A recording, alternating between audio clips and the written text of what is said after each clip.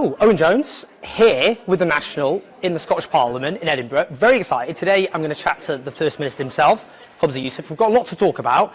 Really want to talk about Gaza, regarded as the great crime of our age, the stance he's taken on it. I want to go into a bit of a detail, though, in terms of what it represents, in terms of what the Westminster parties have done. Also, could the Scottish Government be doing more? I want to talk as well about independence, obviously. Now, most of my family here in Scotland voted yes. My mum didn't. She's not convinced. So bear with me, you'll probably find some of the questions a bit cringe there. You'll roll your eyes, but it's important. And we've got more to talk about as well. Looking forward to it. First Minister, firstly, massive honour. We're both geriatric millennials, but you are a few months younger than me, which is something I'm affronted by because you are running a country. You look younger than me. I don't know. Well, Everybody would suggest. Thing is, I do have grey hairs, but you can't see them as well. You see, they're more hidden. So we both age is catching up. I just want to start. A lot I want to talk about is obviously the horror of Gaza, which I think is one of the great horrors of our time. Now, lots of people woke up on October 7th and they were horrified by what happened then and what happened since. No. But the vast majority of us didn't have loved ones there in Gaza as this total horror was unleashed against the people of Gaza after the atrocities of 7th of October. And I just, if it's okay, I mean, just to talk, you had loved ones there. When you found out on 7th of October you woke up, can you just tell me what was going through your head? How did you feel? Yeah, well, listen, it's a pleasure to be talking to you. Oh, yeah. I'm not sure if this is the first time, actually, we've been able to meet. It is. I think it is. Over interviews and so on and so forth. It's a real pleasure. Yeah. And look, I also applaud your stance, I have to say. One of the few, there's some journalists, but not as many, actually, that have not enough. Really spoken, not enough by any stretch, who've spoken about the truth, the horrors of what's happening. And actually, when I think about Gaza, think about how many journalists, over 100, that we know of, that have been killed, that we know of, that have been killed. The biggest, more than in any conflict ever recorded. In terms of, I'll never forget the morning of October 7th, and waking up in the morning, and my wife's phone was flashing, and I was saying to her, "You're getting loads of messages from your mum who was in Gaza," and they were there visiting my wife's elderly gran, 92 she was then, she's 93, and Nadia read the messages. She said, "My God, my mum's telling me that it's all over the news that Hamas have infiltrated into Israel, that they've committed, an attack. That's all we knew." And then she was sending video messages of rockets leaving from Gaza. So it was clear that Hamas had conducted a terror attack, and one that just has no justification, of course. But what was really worrying for us then was clearly what was going to happen next. And were we ever going to be able to get our mother-in-law and father-in-law out? And so we were immediately on the phone to them, and the telecoms wasn't great, as you can imagine, at that point. But when we got through to them, saying to them, you need to leave. And they were saying, well, we're trying, but we're told that every border's going to be closed. Whereas clearly closed, Rafah, they were told was going to be closed. So they were trying to make arrangements to see if they could get out, but the message coming back was no point even trying. And then from that day, for the next 4 weeks until they were released, every single minute of the day, really, my wife and I were not sure whether they would survive or not, and truthfully whether we see them again or not. But it was knowing Israel's response in the past to previous attacks or previous rocket fire. We knew this one was going to be of on a scale which we have never seen before. And I think that is the entire point. Israel's response has gone far, far beyond what is a legitimate response. I mean, I've spoken to many Palestinians who've lost, tragically, many, I say lost, they were killed by Israeli weapons. But they said, every time their phone went, it was a sense of, has someone been killed? I mean, is that how it felt, always hanging over you, that sense of this? Absolutely. For those 4 weeks. And, Nadia in particular was glued to Al Jazeera 24/7, watching the news, her relatives here watching the Arabic news channels, and constant. And we'd get calls, I've spoken about this before, but we got a call from mother-in-law, middle of the night, saying that they were now on the streets because the talk of the neighbourhood was that one of the houses in the neighbourhood was going to get hit, so the whole area was going to get flattened. So they were just wandering. They said, I don't even know where we're wandering. They've got a mother-in-law, my wife's gran, in the wheelchair, not knowing where on earth they're going. I got a call at just after my conference speech, actually, first ever conference speech, a leader from my mother-in-law saying that they'd been hit, and thankfully they hadn't, but the blast from a nearby hit knocked out all our windows. I remember doing an interview, and in the middle of the interview, Nadia ran in saying, look, I really need to talk to you, and she was in tears. And then the interviewer paused the interview, and she'd watched the house that she'd visited, because my wife used to go to Gaza every single year before the blockade. And she saw the neighbourhood being hit, and she was in tears, and she couldn't get through her mum. So like, every single day, virtually, there was something that was happening where we just didn't know. We sometimes go to I think we went 3 days once without hearing from them, and just the worst assumptions that they weren't alive. And though my mother-in-law and father-in-law are out, Nadia still has cousins, still has family there. And even if you don't have family there, I just cannot understand it. Genuinely, I've tried to kind of rack my brain and try to put myself in other people's position who are not calling for a ceasefire, but I do not get how you can see that level of death, destruction of children in particular, and you cannot call for the violence to immediately stop. But it's interesting, public opinion, actually, from pretty near the beginning, was pretty solidly behind an immediate ceasefire. There was a poll by YouGov back in October which showed a large majority, and only 3% opposed. They said definitely an immediate ceasefire, which is the same as believe the earth is flat. Nonetheless, you were at the Westminster level, and the media climate was calling for a ceasefire and talking about collective punishment was a no-no, and something which was, in the case of the Labour Party nationally, people have been sacked and had to resign.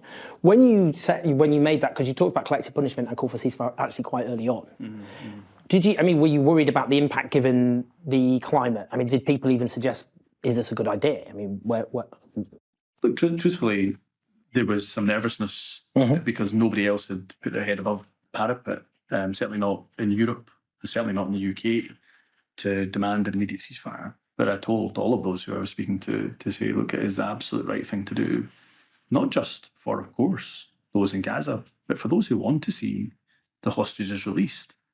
Very difficult to do that without a ceasefire agreement. So for all those mothers and fathers that are grieving for their loved ones in Israel, who they want returned from captivity, it just made sense. But it was the right thing also, in my view, and continues to be, to call for that immediate ceasefire. I genuinely do not understand the Labour Party position. From the Conservatives, I don't hold much hope that they will take a principled stance on any issue, let alone one of such international importance and significance. So I don't really expect anything more from them. But from the Labour Party, and for somebody who has a background in international law, human rights, like Keir Starmer does, to me it seems that the further he gets to number 10, then the further away he gets from any principles. And that is the worry, that he is doing whatever he needs to do to neutralise a Conservative attack, as opposed to actually doing what he thinks is the right thing. Because I don't know what Keir Starmer really, what does Keir Starmer stand for? I'm not sure he does either. We'll come on to that. Yeah.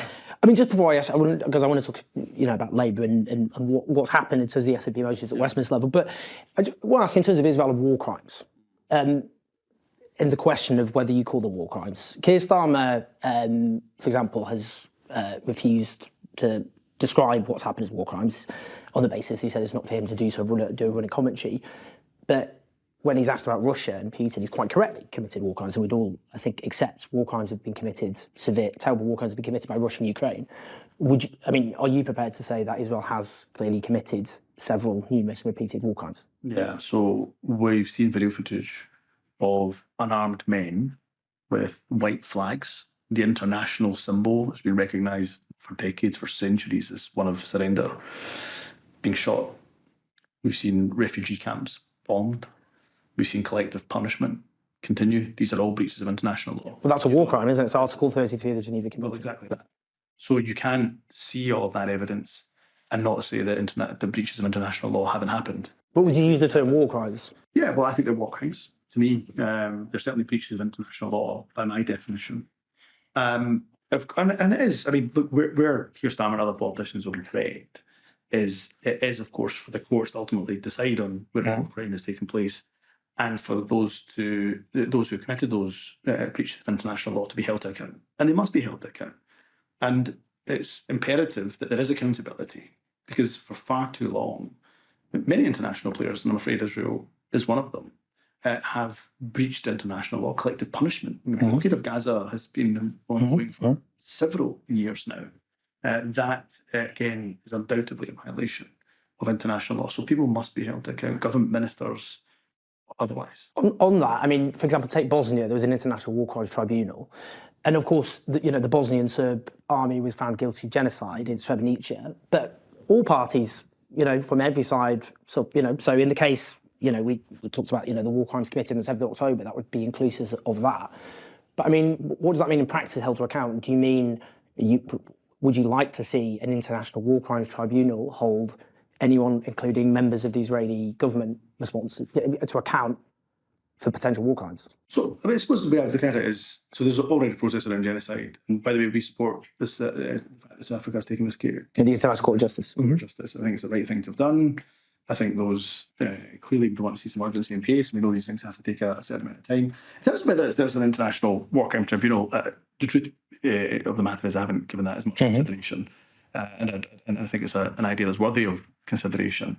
But what is important is that those structures that already exist, if they are to be credible, then they must be seen to be taking action for those who are accountable. And I agree with you. That is, of course, the Israeli government that must be held to account for their actions. But also, we know, of course, all parties in the conflict, and Hamas included, and those who've been involved in other crimes and breaches of international law, which Hamas clearly have been. So, look, from my perspective, whether it's an international war crimes tribunal, which we've seen work well in the past, and it's an idea as well worthy of exploration, or it's the current multinational institutions that we have, they have to be credible, and by being credible, they have to hold people to account. And in terms of UNRWA, which is the main humanitarian agency, obviously the UN agency which looks after the welfare of Palestinian refugees and operates Gaza, West Bank, Jordan, and Syria, and so on. Now, Israel made a number of allegations which haven't been evidenced, and a number of governments cut funding. The Scottish government, of course, didn't do that. You were attacked in a quite outrageous way, I have to say, by the Telegraph, and responded, I would say in the correct fashion. But I suppose the question I'd ask you about it is the International Court of Justice issued provisional measures, provisional orders, sorry. And what one of them made clear was that to prevent genocide, humanitarian aid, there had to be access. Now, strangling the main humanitarian agency is inconsistent. It contradicts that completely, particularly when you have a humanitarian catastrophe and famine. The legal counsel to the Bosnian government, who prosecuted successfully the ICJ, prosecuting on the case of genocide, said that itself was a genocidal act. So I'm just wondering, do you think there's a danger that those, at the Westminster level, by cutting funding to UNRWA, they open themselves up to taking part in something which has been investigated as genocidal behaviour by the ICJ? I have to say that the number of actions from the UK government that make me concerned about their complicity. That's why, for example, the SNP has unequivocally called for an end to arms exports to Israel. How can you export arms, or even components for arms, to a government that we know has killed tens of thousands of civilians, children, bombed schools, bombed refugee camps, bombed markets, bombed hospitals?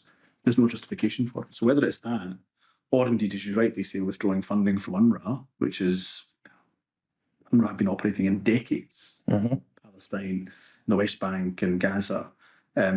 And of course, as you say, the accusations that have been made by the Israeli government have not stood up fully. And of course, UNRWA has said, and I've met with the European head of UNRWA, have said that they will take whatever action necessary, but what you can't do is collectively punish 2.2 million people for what may be the alleged actions of a few. Like me pulling funding from the English NHS because of Howell Shipman or Lucy Letby. Exactly that. Right. So for the disgraceful, actions that are being alleged, which haven't been proven, which have been alleged, and haven't fully, as I say, been stood up as of yet. We need to make sure that we are not strangling off aid, and the UK government has to ensure that it's not being complicit. But I want to ask before I do about what the Scottish government can do in that regard. Before I do that, I want to talk about the Speaker of the House of Commons and the SNP motion. So, the SNP presented a motion calling for an immediate ceasefire and also held Israel responsible for collective punishment. Now, but before I just, as we talk about the Speaker, the objection, which was briefed to journalists that Keir Starmer had was that term collective punishment. What do you think that says about Keir Starmer's position, that they would veto any motion which would mention collective punishment? Do you think in that sense it shows Labour will essentially rendering itself potentially complicit in war crimes? Well, look, it demonstrates to me that Keir Starmer has completely lost his moral compass. Again, whether they're complicit or not in war crimes may be for others to judge.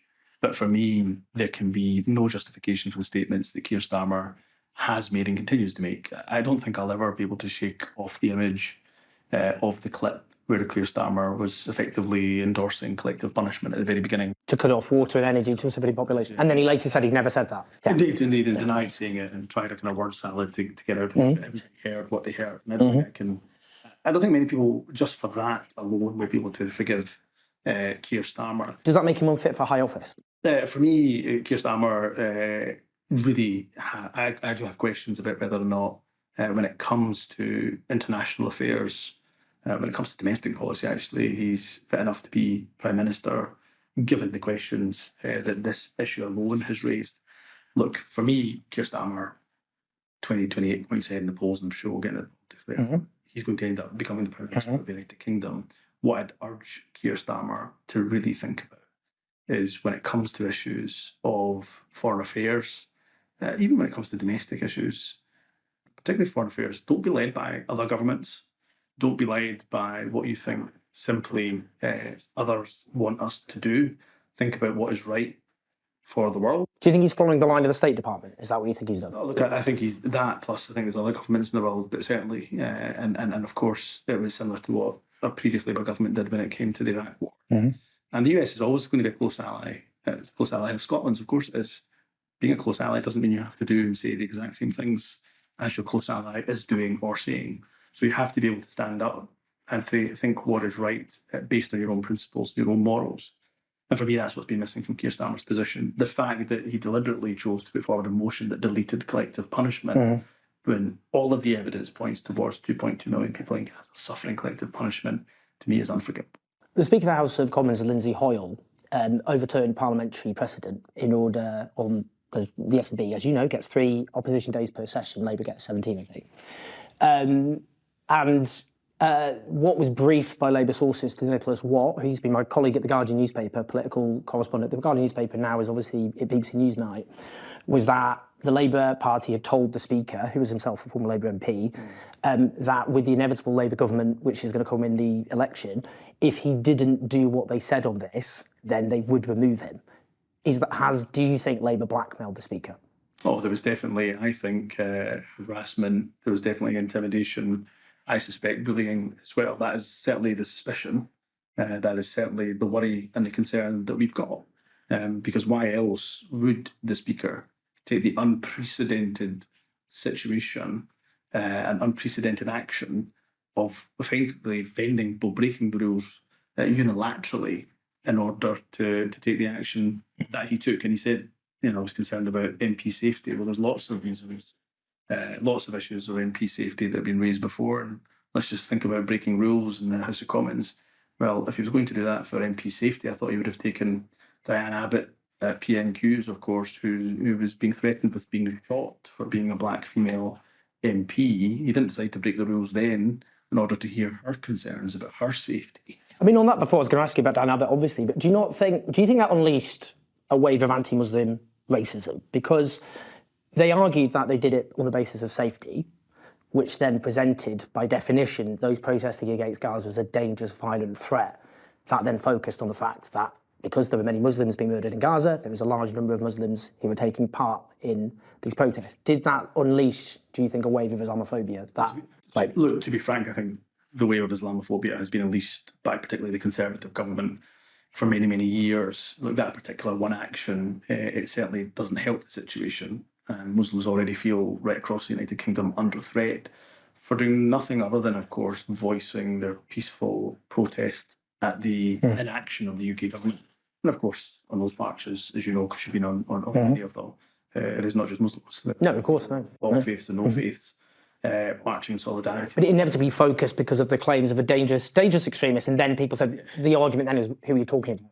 And then that's why it then focused on Muslim protesters. And look, in the most recent interventions today from Michael Gove are only going to add to that. In terms of the Speaker, the SNP have called for his resignation. So firstly, do you stick by that? But secondly, do you think it's possible for his removal, given what happened there, but also in the case of Diane Abbott with the shocking racism against her, but the fact she was not called at PMQ, she stood up, I think, 46 times. The Speaker again, this time, deferred to what he said with parliamentary protocol, but it turns out that wasn't parliamentary protocol because he called, for example, Ed Davey, who didn't need to call. So what does that say about the integrity of the Speaker?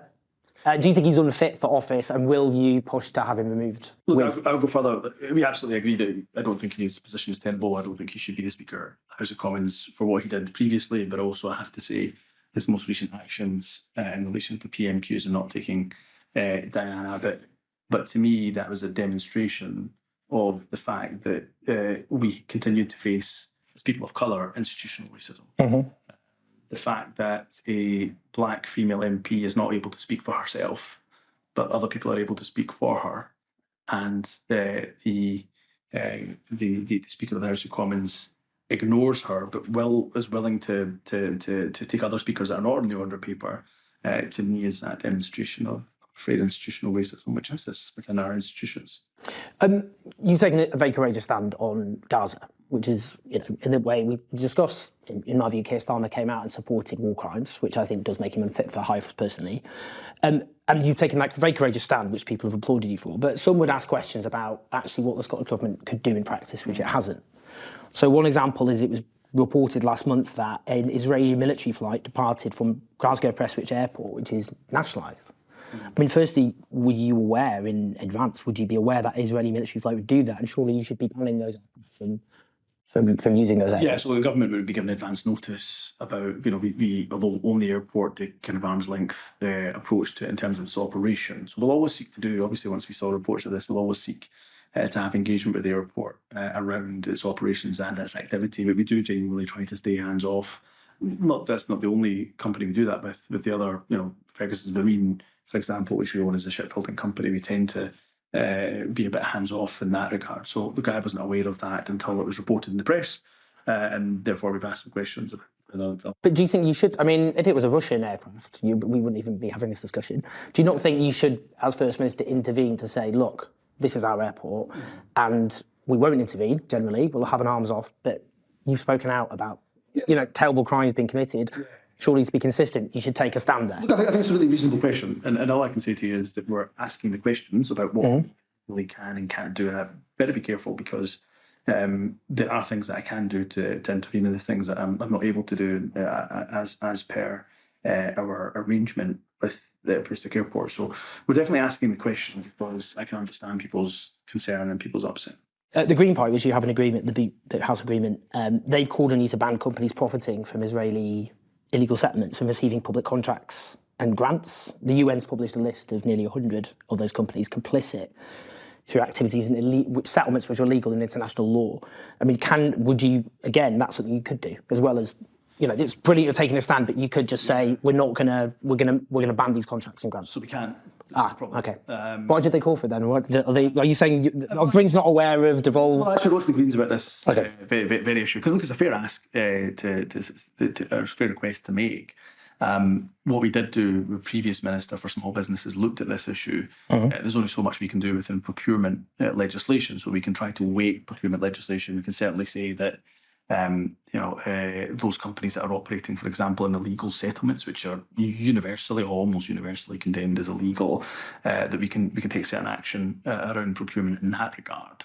But there's nothing that we can do that says there's an absolute blanket ban without breaking procurement legislation law. So we don't quite have fully the power. But I said to Ross Greer, who's a Green MEP, who raised this issue to me, I'd be happy to explore what further the Scottish Government can do in this regard. I know that Scottish Enterprise has human rights checks which were applied, but every single company seeking grant has always been approved. There's never been one who hasn't, including ones with links to countries accused of violations of wars. In Yemen there's one, but Gaza.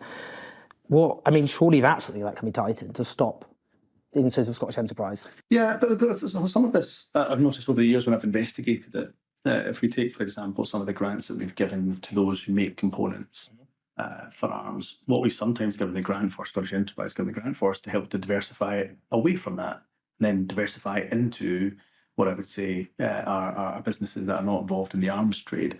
So sometimes Scottish Enterprise will give funding, but say it's on the condition it's a diversification. Does that ever happen though? I mean, is there steps to check that they do then do that, or is it just a kind of please do that and then we won't check? It absolutely would be. I mean, money, public money, every penny goes out. There's plenty of reports that have to come back to confirm whether the money's been used for that purpose or not being used for that purpose. In terms of what more we can do in relation to Nolan principles or any other principles around human rights and business, always looking to see if there's more that our agencies can and can't do. And we pride ourselves in Scotland in taking a human rights-based approach. And that means, when it comes to international engagement, trade and investment included, that human rights approach is important to me. I mean, just finally on these kind of questions, Leonardo, an Italian weapons company, it's got a huge site here in Edinburgh, employs 2,000 workers, and you talked about components, arms, and so on. I mean, they build laser targeting system for F-35 fighter jets, and Israel's the main buyer of those jets. I mean, what's your view in that? What could you take? My view is pretty simple. My view is pretty simple, that we should stop any export of arms to Israel, whether that's from Scottish companies or other companies. We should stop arming Israel.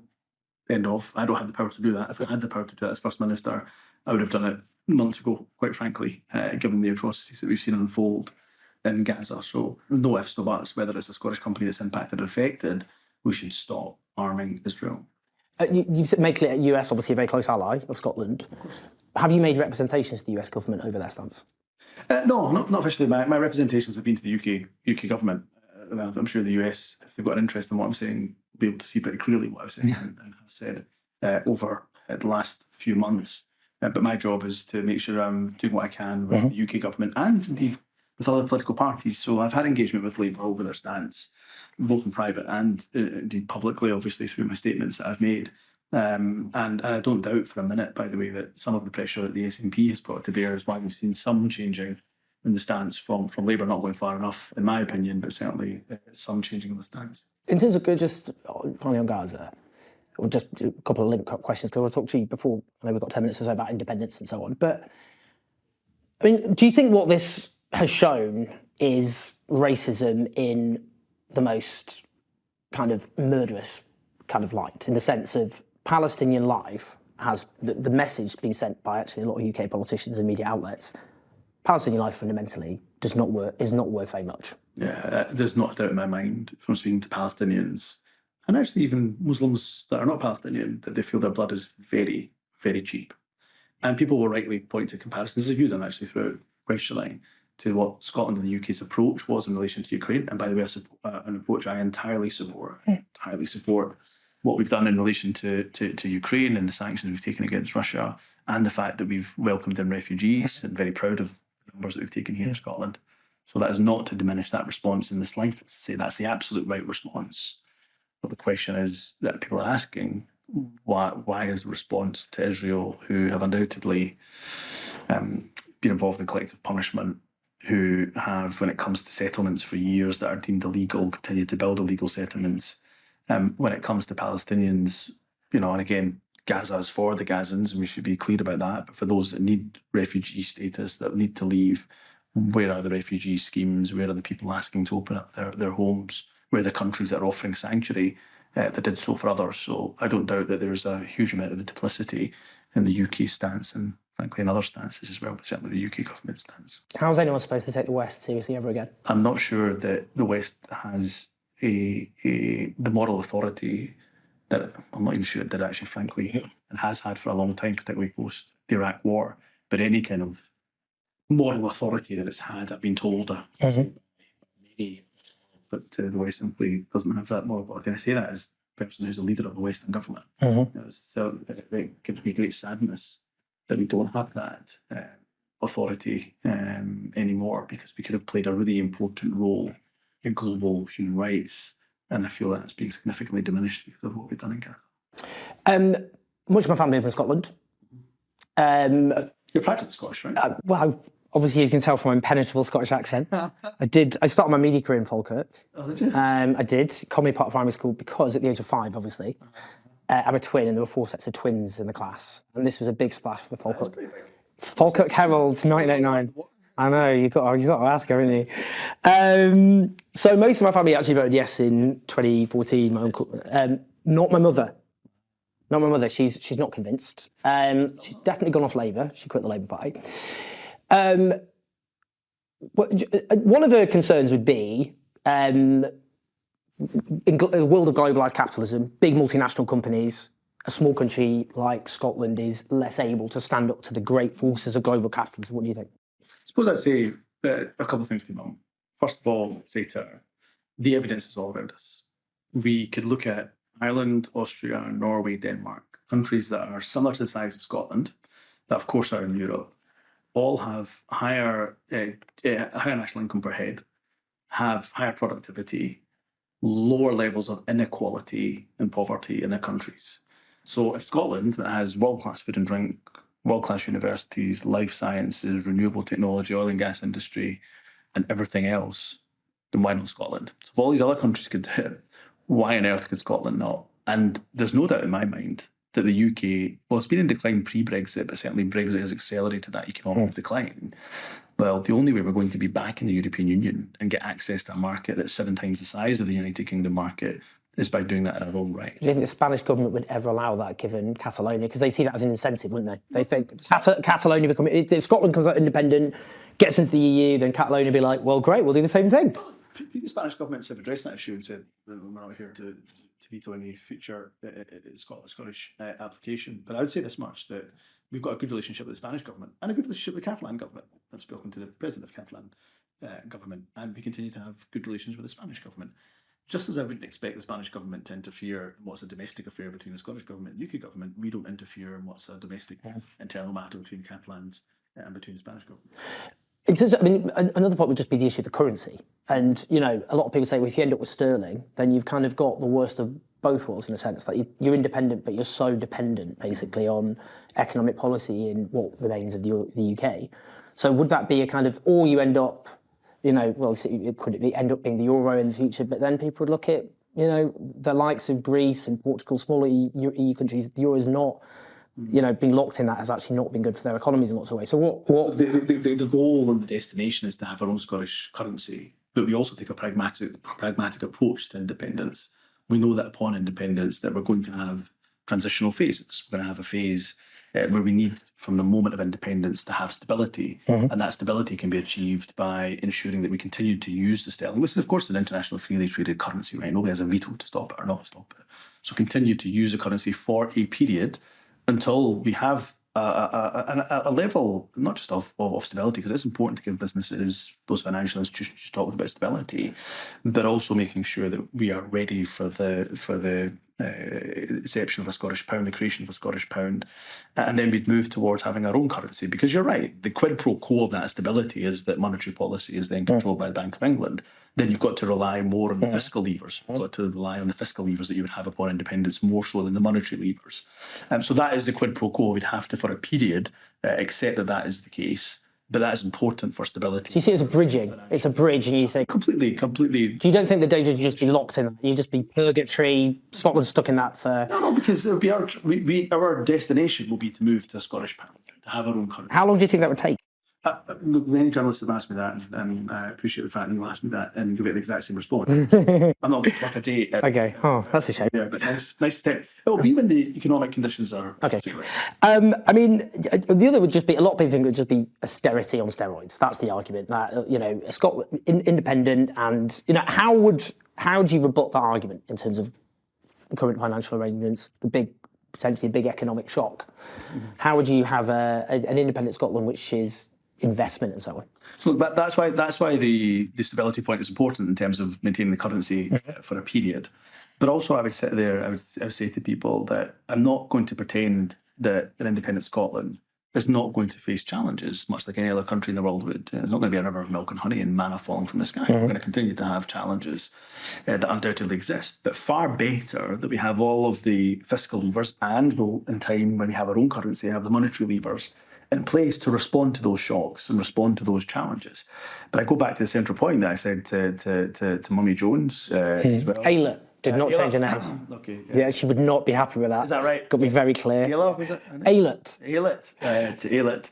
is this. If we have so many other European countries of Scotland's size that don't have even nearly the natural resources that we have, and they can not only survive, but many of them thrive, then why on earth not Scotland? How do you think an independent Scotland would just be clearly different from the current Scotland that we have? And because partly, I mean, Kate Forbes, you defeated her, but she got 48%. And a lot of people look at her and think, actually, she's pretty right-wing. She's socially conservative, on the economy, centre-right. To be honest, with her views, I couldn't actually imagine her rising to the top of the British Labour Party. And you know, the SNP is supposed to be the progressive party. A lot of people look at her and think the Tartan Tory thing sticks. So a lot of people might think, well, is that just an independent Scotland might end up like that? Well, actually, and I suppose the truth and the beauty of the matter is that an independent Scotland may get governments that are voted for. The point is, it doesn't get governments it votes for. So we have an unelected Conservative government that for 14 years has imposed austerity, imposed a Brexit we didn't vote for, and has now imposed a cost of living crisis that we had nothing to do with. The point, of course, with independence is you get a government, like left-wing, right-wing, centre, whatever you want. You get the government that you actually voted for. And by the way, you also get to kick them out. As well. So that is the point of independence. And I'll always be progressive, in the party that I lead will always be a progressive party and will continue to champion the rights, particularly of those who are the most marginalised in our society, both at home actually and abroad. But independence is the beauty of it is that, you know, it will be for the Scottish people to decide what government they want. As soon as they don't like them, and if they don't like them, they get to kick them out. That's not the case at the moment. Scotland has had Conservative governments after Conservative governments that it has not voted for, and that continue to harm people in Scotland for years. On that, because I know we're going to get time, but the Labour leadership would say, a lot of them, that your worst nightmare, the Labour government, because there'll be, you know, the Tories would be kicked out. Actually, the SNP secretly likes Tory governments at Westminster. That's what they'd argue, because it makes people, obviously people don't vote for a Conservative government, they don't like it for very understandable reasons. A Labour government's going to take the wind already out the sails of an independence movement, some people would say has already lost its momentum. What do you think about that? Well, first of all, the independence movement definitely hasn't lost its momentum. We're sitting at 50%, some polls put us above 50%, and I've got a feeling that's only going to ever increase, and I suspect the Labour government is only going to increase even more. Why? What about a Labour government do you think will make it go up? Look, I think exactly for the point that you made. So Labour defence has been everything will be okay with the Labour government. Well, how can that be the case when Keir Starmer won't scrap the two-child limit, which is keeping 250,000 children in poverty, when he said that Rachel Reeves is going to be the next Chancellor of the United Kingdom? She is. Said that she's going to be tougher on benefits and social security than the Conservatives. That when they've said, of course, that they'll continue with a Brexit, which is causing so much economic harm and economic decline. So for all of this, for all of Labour, who, by the way, you know, it's an incredible dynamic watching Keir Starmer and Anna Sarwar. The amount of times Anna Sarwar has flipped-flopped because Keir Starmer has told him what the latest kind of headquarter line is incredible. And we'll see that more and more and more. Take bankers' bonus as a perfect example. Lifting the cap on bankers' bonuses. Anna Sarwar described that as not only economically illiterate, but morally repugnant when the Conservatives did it.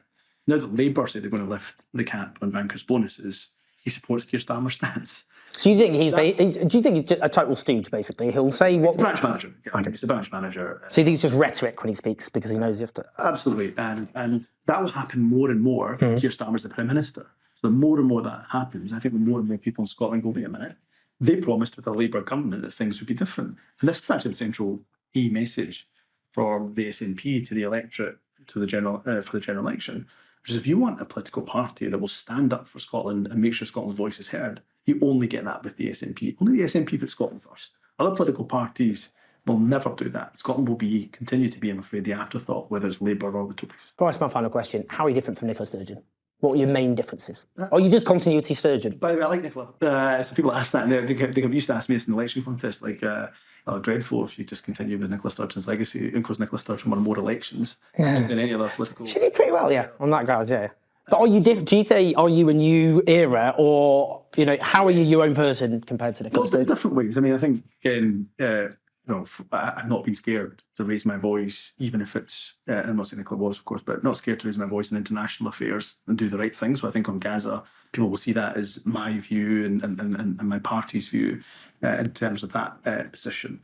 But also, look, there's some policies that when I first came into office, I decided that we were not going to take forward any further. And we've reset a few relationships, for example, with the business community. That's always work in progress. And managed to sign an agreement with local authorities as well to try to reset some of that relationship. So for me, look, I'm proud to be coming from a long list of progressive leaders, that have been in the SNP in the past, Nicola being one of them. Somebody I take great inspiration from. Whether it's domestic policy or international policy, I'll make sure it's my voice that's heard. And just finally, how are you going to get independence? What do you think? Do you think a Labour government will just block any attempts, or do you think? I mean, what's the route? How far do you think it is having another referendum? Look, again, I wish I could pluck a year out of the air for you. For me, if I could have had independence yesterday, of course I would have been a supporter of independence for over 20 years. I'd say this much, that the only way we're going to get independence, if a Westminster government continues to block, is to create the political pressure. The Parliament you and I are sitting in and having this interview in, it was created because the political pressure was there, the consistent majority was there for a Scottish Parliament, so no political party could deny it for any longer. I'm afraid I don't have a shortcut, I don't have the silver bullet, I don't have the magic wand that says, here's how we get independence. If a Westminster government continues to block the legitimate mandate we have, and that's why the general election is really important. It's pretty simple. If the SNP is winning, the cause of independence is winning. If Westminster parties win, then that's a continued mandate for Westminster. And do you think it's going to happen? Do you think the SNP will win the general election? because of the polling's bit. I mean, it's gone backwards. So do you think you're getting away from it? Labour are our challenge the general election. There's no doubt about it. It's going to be a tough general election. But I'm very, very confident the more people see of what the SNP is offering and frankly what Labour is not offering, then we've seen some polls in recent weeks that have shown that gap widening between the SNP and Labour, with SNP ahead. So I've got a feeling that will continue. So I'm confident we'll win the general. Might find out in weeks. Who knows? Could be May. Whether it's weeks or whether it's months. Could be May, to quote Justin Timberlake and NSYNC. It's a real pleasure. Thank you so much. We've covered a lot of ground, but honestly, cheers, Humza. Real pleasure. Really appreciate it. Cheers.